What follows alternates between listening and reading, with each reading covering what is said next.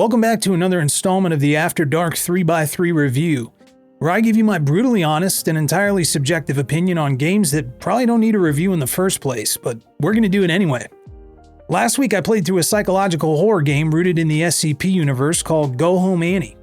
Today I'm going to give you 3 things I loved about it, 3 things I hate about it, and 3 utterly terrifying and ridiculous moments in the game. Let's get into it.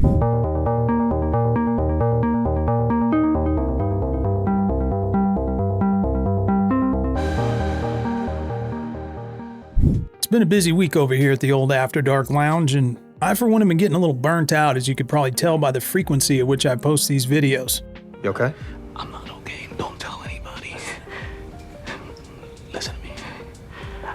I feel like I'm getting crushed. And crushed by what? I feel like I needed to mix it up this week, so I dug into the backlog a bit to find something different, and boy oh boy did I. I don't know if you guys can relate to this or not, but I've had this game squatting on my hard drive for what seemed like months, and the icon was just staring at me, longing for me to click on it or delete it. So I did the latter, and I'm really glad that I did, because the devs over at Misfit Village have been putting in some work on this game. I mean, there's supposed to be an update coming soon, really soon, which makes this review even more relevant, because I actually found some things out about this game in its current state, and some choices the developers made that I was left a little baffled by. How's he talking? I mean, look at his whole structure.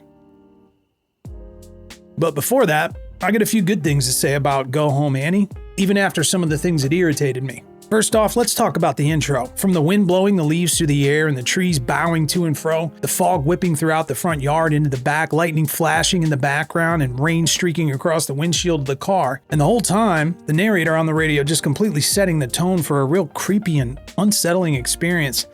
Right off the bat, I was mesmerized by it, and really excited to dive in head first. And I will say the developers did a great job of making me feel like I was in a real place and that there was this foreboding uneasiness there. I also really love the idea of the story. And I'll say the idea of the story because I feel like that idea was kind of half-baked. Yeah, it's what I'm talking about.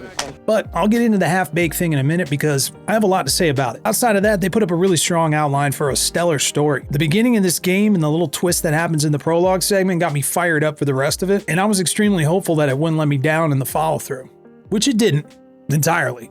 But like I said, we got time for the letdowns in a minute. Before I get too far into this though, I'd really like to just take pause at this game and the accomplishment that it is. I've been doing a bit more research for this review by reading more about this small studio and the team behind this game in particular, Misfit Village. And I'd like to thank them for their incredible work on this title. This is literally like a 6-person development team. And although I'm here to dish out the positive and the negative about this body of work, I do want to state that any and all criticism I give to this game is purely constructive. And even if I get a bit fired up at times, it's only because I truly think that what these devs have done deserves an outside perspective from the average consumer and not just a straight up roast. I love these games and appreciate the work that's been put in and the passion for this form of media.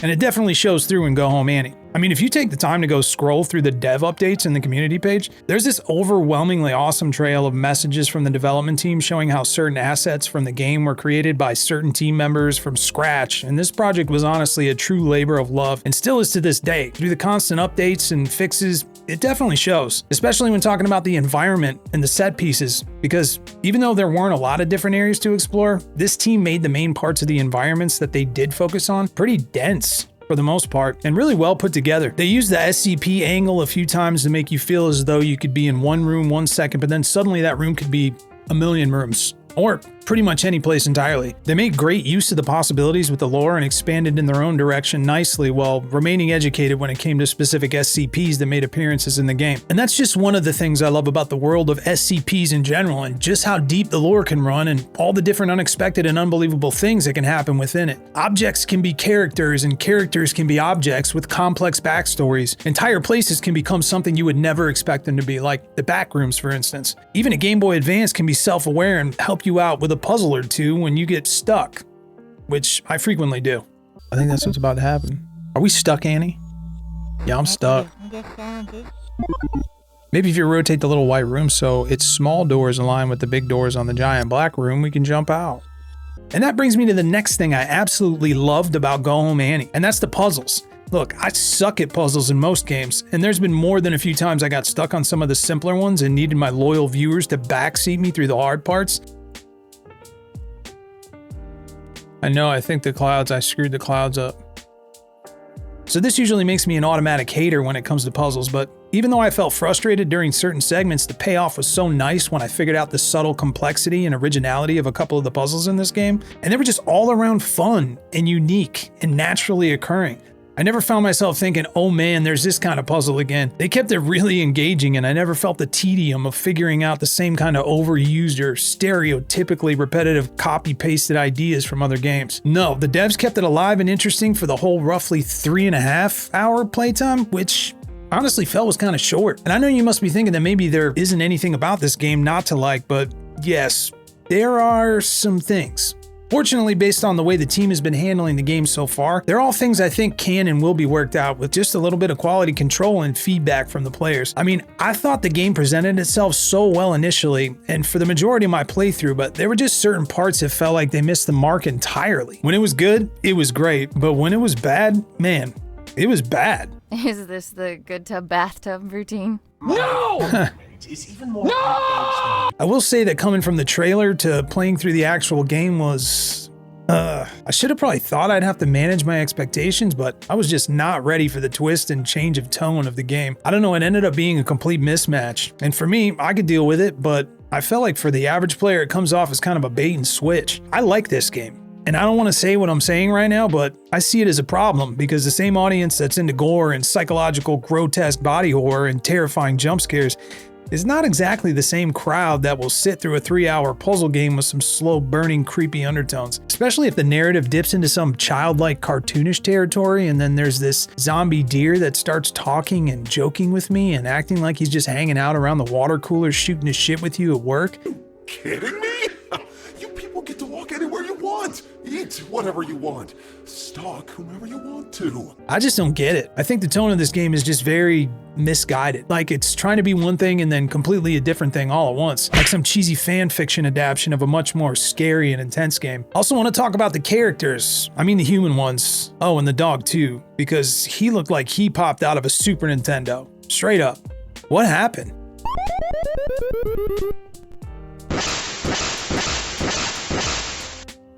The voice acting was a bit off, which I can handle to a certain extent, but what I'm really driving at here is that I think this studio could seriously benefit from some performance capture for their character models. Normally I would say that this isn't that kind of game, but they clearly set the bar that high with the opening and the trailer that I don't think it's too much to say that it only warrants a more realistic approach to the animation of the characters and the writing behind the character dialogue in general, because the level of detail and movement of some of these characters is unfairly overshadowed by the visual depth and complexity of the environments, textures, and lighting effects that have been created around them. I mean, there was one segment in particular where I felt like I was talking to an NPC in an Elder Scrolls game from 15 years ago. My name is... Do I really need to do this? She knows what my freaking name is. I used to be an adventurer like you. Then I took an arrow in the knee. Which can be okay if the rest of the game matches that same energy and if it had that personality or quirkiness from the very beginning. And again, it just works. It just works. It just works. Instead, it ended up feeling very mismatched and out of place, which was pretty immersion breaking. Another thing that can't be okay is including a very long and drawn out driving sequence in a game that was going so well until I got behind the wheel. If it was just for the intro segment or for incorporating another character into play that actually mattered or needed to be there, I would have been fine with it. But I just felt like the driving was so bad that this whole section of the game could have been cut out entirely and I wouldn't have noticed or cared at all. Even though this part had a thrilling sort of nail-biting element to it, even the people watching me commented on how badly this section of the game was and couldn't wait for it to be over with. The weight of the car and the physics of it all just felt stupid and definitely needs a tune-up if you're planning on including that again in the expansion. Not to mention the lack of detail and the textures in the exterior environment in just this segment, and how out of place and repetitive it all started to look immediately after leaving the SCP facility where the main character works. Another thing that was so bad I just couldn't get over it was the sound of this door.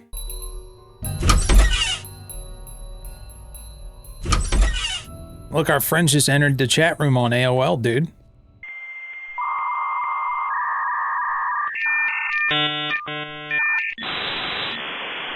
Really? This, for me, was the exact moment when I began to second guess the direction of the game. And I'm not the only one to notice. This guy did too. Nice. And I just feel as though there's some things that have been overlooked and most likely never been talked about at this level, but as of recording this, Go Home Annie has been out for 2 years now. And with a significant update on the way, I really hope the developers notice some of these starkly out of place things in the game and fix them. And while you're at it, spoiler alert, sort of. Well, yeah, fix the ending. It was so abrupt and ambiguous that I can't really fathom how you'd expect somebody to understand that this was some episodic type game if it hasn't ever been mentioned in the promotional materials. I mean, is it?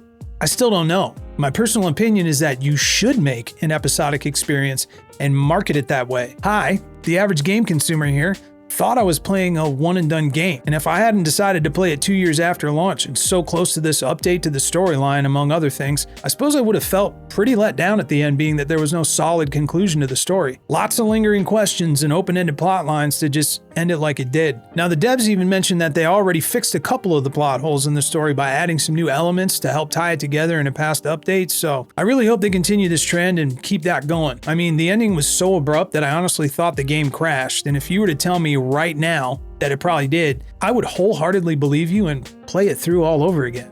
Now don't get me wrong, I'm not saying that I'm not a fan of cliffhangers. When correctly implemented, they can drive you to want more of an experience, but first I'd really like to see some of the things I've mentioned here get some much needed polish. And if that happens, I can almost guarantee that Go Home Annie and any substantial future entry to what I'm guessing is just part of a larger and longer story could get the attention it actually deserves. Heck, I think that this game and other games like it, here's looking at you, Complex Expedition, could do wonders for expanding the SCP universe further into the game space and create new mind-bending original experiences for everybody. There's an unlimited amount of stories to be told, and I think that Misfit Village is really onto something here. I'd hate to see it just fall off because there was so much fun to be had outside of these particular gripes that I can't wait to see what the studio puts out next. Well, that's about all I got to say about Go Home Annie. I hope you guys have a wonderful weekend, and I'll see you again next week when I decide to review another game that I think deserves some unnecessary attention from just some random guy on the internet. Oh, I almost forgot. Here's 3 clips from the game that made me feel like throwing up all over my keyboard. Also, there's a video that YouTube thinks you want to watch after this, so it's up to you though. Later. There we go.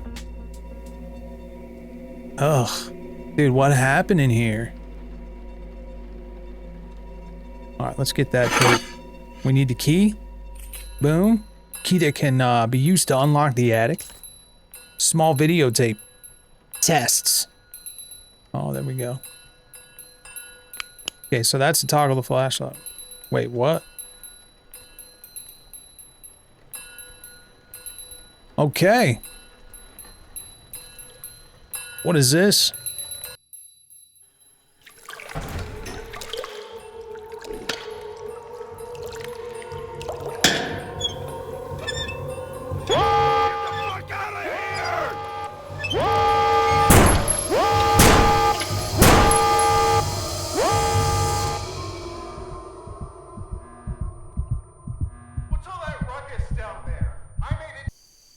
Well, we don't have our camera anymore, so what is that?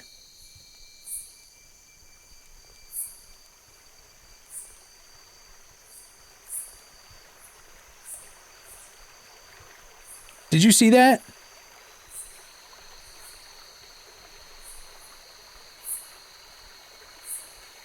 Cave or lake?